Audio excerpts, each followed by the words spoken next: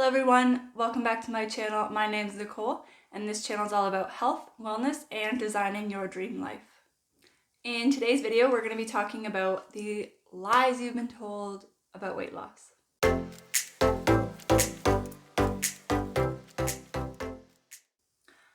Okay, so first thing I want to get out of the way is that when I say weight loss, I mean fat loss. And this is the way that it always should be. It's fat loss, not weight loss. You can lose weight, but that weight that you lose can be anything. It could be water weight, it could be, when you go to the bathroom, you're gonna lose weight because things are coming out of you. So weight loss isn't an accurate measurement of what's actually happening inside your body. When we say weight loss, we actually mean fat loss. We want to lose fat. That's how we actually reduce our body mass. So body recomposition means that we're gaining muscle mass and we're losing fat. Okay, so what I actually want to talk about today is that there's two ways of losing weight. Fat is what I mean. There's two ways you can lose fat. So what I actually want to talk about today is the two components to fat loss. So first there is the stopping of accumulating more fat and burning the fat that you already have. So in order to change your body, in order to lose fat, in order to get skinnier, basically, these are the two components that you need to do. You need to stop accumulating more fat and you need to reduce the fat that you already have. What most information on the internet says is that what you eat doesn't really matter. It's just about calories in and calories out. If you consume a certain amount of calories, you've got a certain amount of energy and you need to expend more energy than you're taking in, which means that you need to work out more or you need to eat less. And that is the main advice out on the internet that you can find is eat less, move more. And in a general sense, that I guess could be true in the sense that we tend to really overindulge ourselves and we're not moving our bodies nearly enough. But it's way more than that. It's way more than just I need to consume less calories. And in fact, in a lot of situations, that can be harmful. The other important thing to remember with this is that a lot of information out there that will support losing weight doesn't actually support improving your health. So when I talk about weight loss and fat loss, I don't just mean we're going to recompose your body and we're going to change the way that you look. I want to actually do that in a way that's going to be health beneficial rather than detrimental. So for example, and I'm sorry if this is a trigger for anybody, but if you, let's just say you stopped eating altogether, like you're on a desert island somewhere and you have absolutely no food. Are you going to lose weight? Of course, because you have less calories coming in. But is that going to be healthy for you? Is that beneficial to your health in the long run? No, it's not, because you're going to be losing all kinds of other things. So there are ways that you can lose fat and lose weight in a detrimental way, and there are ways that you can do it to keep you in a healthier state. So here is what most conventional advice says. It says restrict your calories, so you need to figure out how many calories you're burning on a daily basis and subtract 300 to 500 calories from that, and that's what you should be eating. So you need to eat that reduced calorie limit, and then you need to be working out your body, say 4 or 5 times a week. The problem with that is that when you're in a restricted calorie diet, you tend to want the foods that you can't have. So you're saying, oh, I can't have carbs, I can't have chocolate, I can't have ice cream, I can't have blah, blah, blah. And then it causes you to want to binge, and then you end up getting all your weight back anyways. And what tends to happen is our metabolism fluctuates depending on how much we're actually eating. So if you reduce your calories, your metabolism will reduce and match up with that. And then when you go back into a binge eating session, or you just eat, go crazy over all the junk food, your metabolism takes a little while to catch back up, which means that you're going to gain extra weight. So we tend to see that your weight will dip and then it'll come back up and maybe even go higher than when you started. Or you'll hit a plateau, and then in order to keep losing weight, you need to reduce your calories even further, and then you just keep trying to catch up over and over again. So no, not sustainable. That's not how you do it. Okay, so let's take it back to the two components that I was talking about. You need to stop the accumulation of more fat, and you need to burn the fat that you already have. So the first thing is to stop the accumulation of more fat. We all know what causes us to gain weight. We all know that junk food and processed food aren't good for us, and then that causes us to put on weight. So if you're eating McDonald's hamburgers every single day, of course you're going to put on weight over time. The main culprits are going to be foods that are high in sugar, as well as foods that are high in inflammatory properties like vegetable oils. So in order for this to stay sustainable, we need to reduce these foods as much as possible. But if you cut them out completely, then you're going to just want them all the more.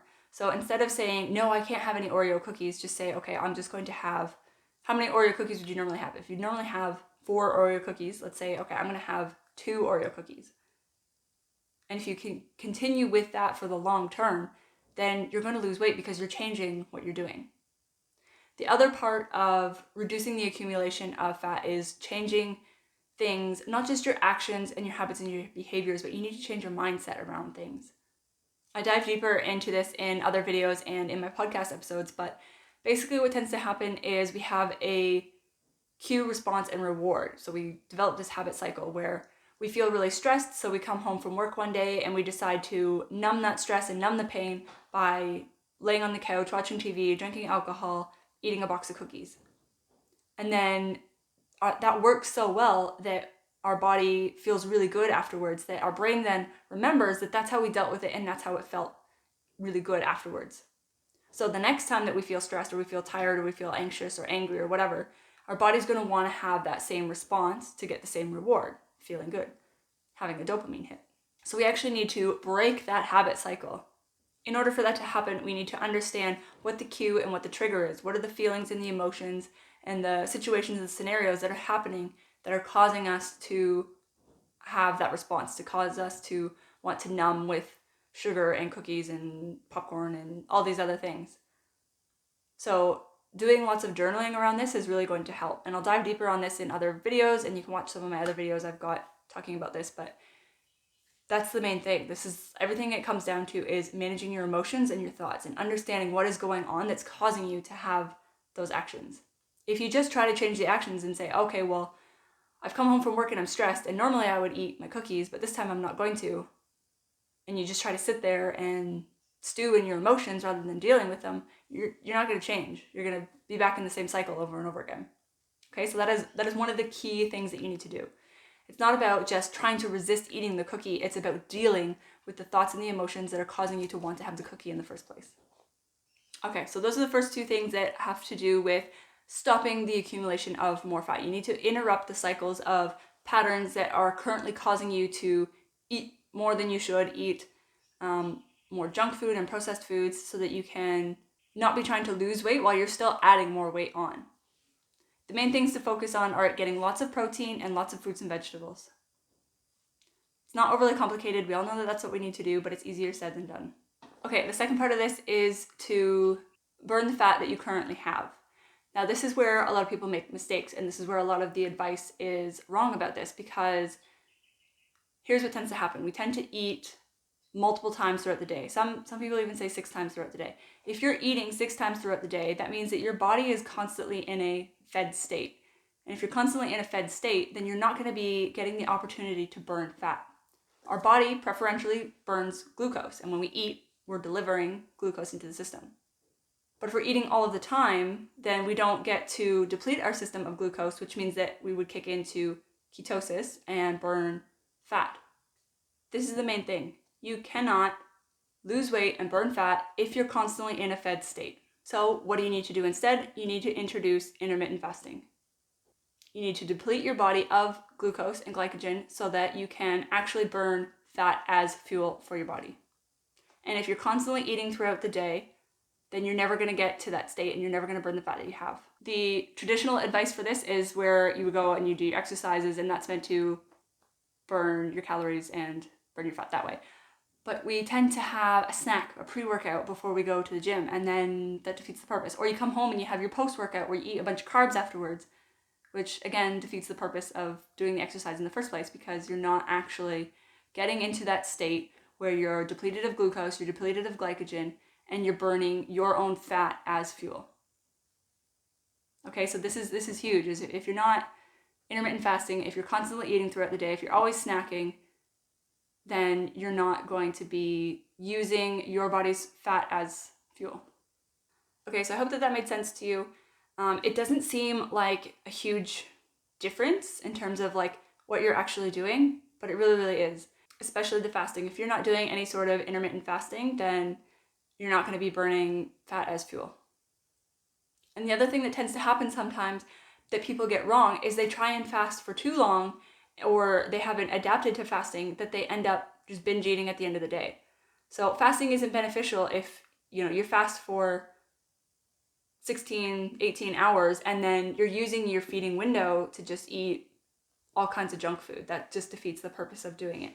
So again, like I said, managing your emotions is going to be a huge part of this so that you can stop yourself from binge eating the sugary junk foods that are going to be causing you to put on weight. And then the more that you can do intermittent fasting and get yourself into a fat burning state, the more that you're actually going to lose weight. If you have any questions about anything that I talked about today, leave them in the description bar down below, because I'd love to hear from you guys. I'd love to clear anything up for you, because I want to see this happen. I want to see people actually losing weight and not just following incorrect advice. I'm definitely not an expert in this topic, but I know what has worked for me, and I know what has worked for other people, and I know what people are struggling with and where they're going wrong. And I've read so much on this topic, I've researched so much on this topic, that I know that this is something that will help people, and this is the missing piece as to why people are struggling for so long with their weight loss. It's a simple process, but it's not easy. It's easier said than done. If you'd like any help with this process, let me know, reach out. I would love to have a chat and help you out. If you like this video, make sure you hit that subscribe button. I upload new videos just like this every single Sunday. And make sure you hit that like button, because it really supports my channel. Thanks so much for watching, and I'll see you in the next one.